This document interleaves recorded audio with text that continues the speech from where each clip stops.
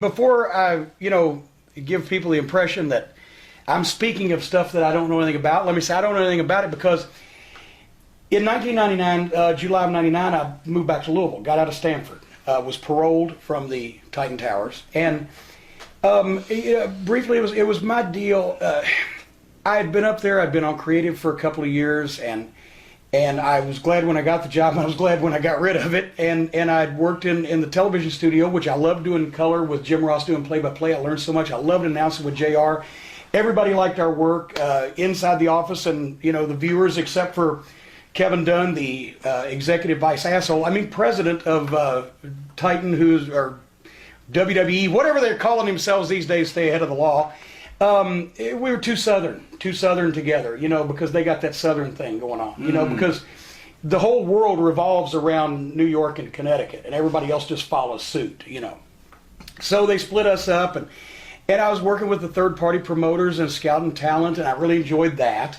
But at the same time, I was living in Connecticut, and I was in jail in Baton Rouge one time. I enjoyed that just a little bit more than living in Connecticut. So they were training guys in a warehouse. And this, in the warehouse at the TV studio, Tom Pritchard was working out with Sean Stasiak was there, and Kurt Angle started out in the warehouse, and a bunch of guys that name some you'd know, some you wouldn't. But there was the sawdust fumes when they were building sets, and the guys that dubbed tapes would stop by, they'd be eating lunch and watching the guys work out, and it was just a cold, dry, feedbackless atmosphere, and every once in a while they do a spot show in Massachusetts.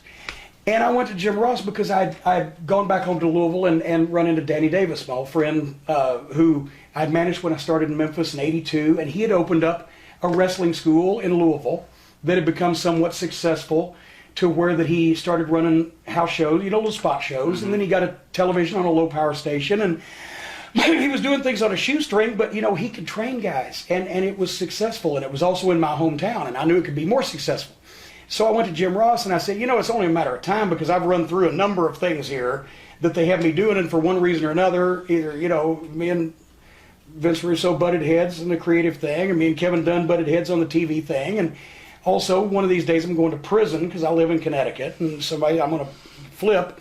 How about if I move back to Louisville and we start an official developmental territory? Because they've been sending guys to Memphis to work for Lawler, to work for Randy Hales, but they were only running 3 shows a week or so in the live TV, and there was no place for guys to go to school there. It wasn't full service.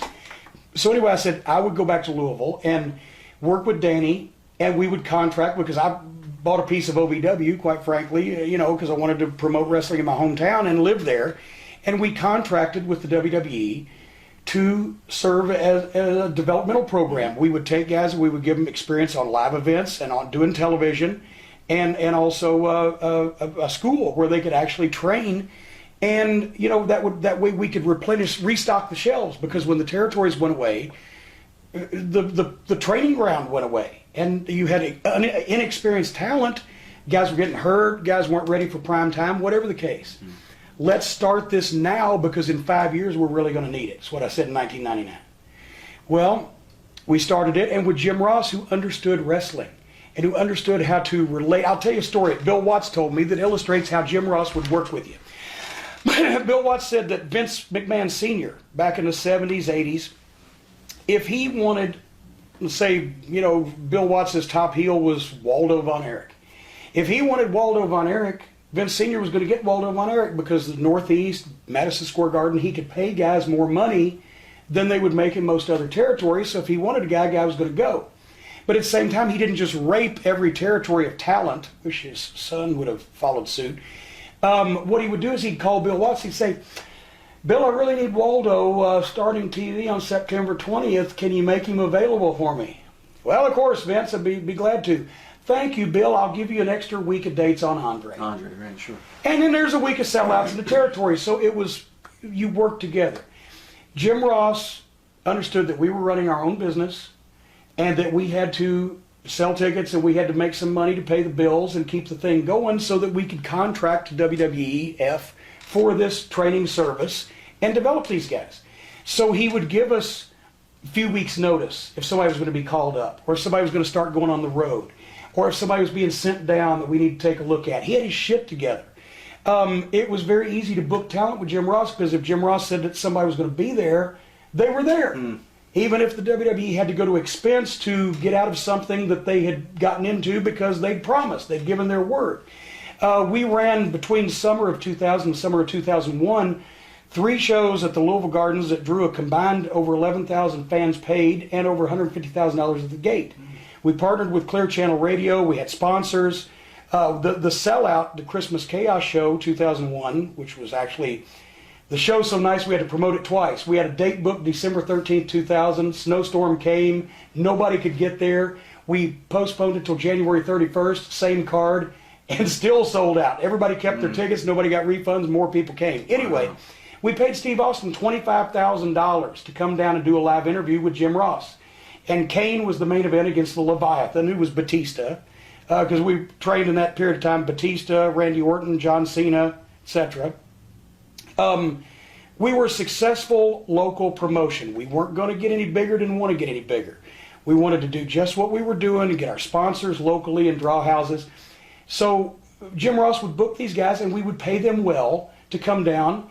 And then also it was a place where Jim Ross could say, you need to lose weight, or you just got out of the hospital from surgery, you need to get back in shape, or you need to get your wind back, or we need to take a look at you. Then they'd come to Louisville and work for us for free because it was helping OVW, but it was also helping the WWE, and it was helping the guy that came down and did that. And they'd stay on the payroll in Connecticut. They would stay on the payroll. They were paying them, but you know, we paid guys when we featured them and made money off of them, or when we were providing the service that we contracted to with the WWE, they were sent down to work for us, and they were paying them.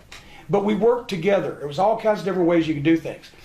When JR started slowing down and deciding to move back to Oklahoma, and they started grooming, like grooming a werewolf, to groom John Laurinaitis for JR's spot. He couldn't hold his jock, so now he's walking in his shoes. Laurinaitis didn't know what the fuck he was doing. And I'm sorry, John, you know you're a complete fucking idiot, and you're a liar. You know, he would... Then we started... the thing is... Does anyone like him? No, not in the world. No, I haven't met anyone. His own mother slapped the stork that delivered him. They would take guys and they would fire them out from under us. They'd be working for us. We'd have championship belts on them, and one day they wouldn't show up, and we'd get a call from the office. Oh, we had to let them go. Well, are they going to come back to finish up? Oh no! Once we fire them, we give them their notice. We don't let them work anymore because if they get hurt, then we got to pay them until they're well because we can't fire people that are injured. So they wouldn't even give us the call saying, hey, you better, wind so-and-so up because he might not be around too long. They'd just fire people and we'd never see them again. Or they would send guys to us. They'd call us up on Tuesday. Yeah, we're sending so-and-so tomorrow for television. We need you to use them on TV. I can't. TV's written. Well, stick them in. I can't stick them in. I've had the fucking show written. I do this myself. What do you think? We got a fucking crew down here that re-racks all this shit on spur of the moment notice. Why didn't you call me 2 weeks ago? They didn't know 2 weeks ago because they didn't have their shit together. Or one time we were promoting a show at Six Flags Kentucky Kingdom with Randy Orton, who we had on paper from John Laurinaitis was supposed to be there on that date. And Tommy Dreamer calls us and says, well, he ain't going to be there. He bought a non-refundable vacation for his family. Well, why did he do that? Well, I don't think John ever told him. Then Laurinaitis says, oh, no, it was Dreamer. Dreamer didn't tell him. And Dreamer says, no, that's bullshit. Laurinaitis is the one that was supposed to tell him because Laurinaitis is the head of this fucking bowl of fruits and nuts. You didn't know who to believe. You just pretty well knew not to believe John Laurinaitis. And I'll tell you a story. One time, Doug Basham. Here's another guy that they fucked and mind raped and ran out of the business that could have been a great talent. He looked great. His physique was tremendous. He was an old-time worker. He could talk. He was really getting it. He had 7 years experience in the business. I'm using him as my top heel. Danny Davis's nephew. And so he was Danny's first student, and Danny had really taken care. I'm not saying nepotism. I'm saying Danny really took care training him because he was family, and he was good. He was real good.